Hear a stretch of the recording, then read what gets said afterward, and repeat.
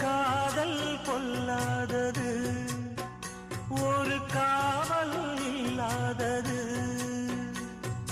ஊதக்காத்தில் வஞ்சி மாது ஒத்தையிலே வாடும்போது போர்வை போல பொத்தி அணைப்பே.